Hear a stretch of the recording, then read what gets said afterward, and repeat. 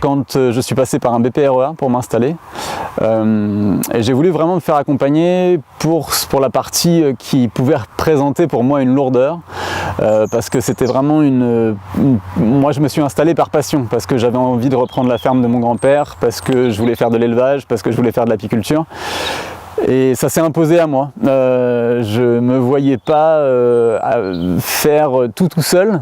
La chambre clairement m'a aidé pour ce qui était un peu au début rébarbatif pour moi, c'est-à-dire les dossiers et le chiffrage.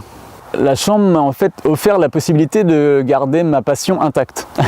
C'est-à-dire que je pense que quand on passe une année de BPREA pour se former, où en fait on apprend tout ce que va être la comptabilité, le parcours à l'installation qui est un petit peu un parcours du combattant pour jeunes agriculteurs, toutes les démarches qu'il va falloir faire une par une pour arriver au sésame qui est l'installation, et en fait qui est le début finalement de toute une série d'autres problèmes qui peuvent être des problèmes très bien à gérer, c'est pour ça qu'on le fait, on est content d'être là. Je pense qu'il ne faut pas perdre la passion, c'est-à-dire ce qui nous anime, et moi clairement c'était être au milieu des brebis et être au milieu de mes abeilles, quoi.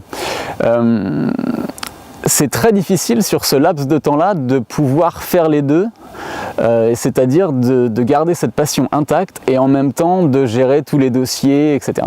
La chambre m'a aidé à faire ça. Grâce à la chambre, je pense que j'ai pu garder un pied des deux côtés. On délègue sans laisser non plus la chambre prendre le contrôle. C'est pas la chambre qui fait tout, on reste décisionnaire et en même temps c'est une aide clairement essentielle à un moment où on en a besoin, quoi.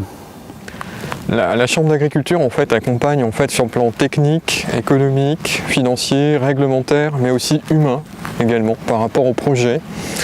L'idée de l'accompagnement en fait c'est d'analyser le projet dans sa globalité, d'essayer de percevoir en fait les points forts, les points faibles, de faire en sorte que toutes les démarches soient réalisées le plus facilement possible pour le porteur projet et le mieux possible, tout en sécurisant tous les aspects, donc techniques, économiques, financiers, réglementaires et sur le plan humain également.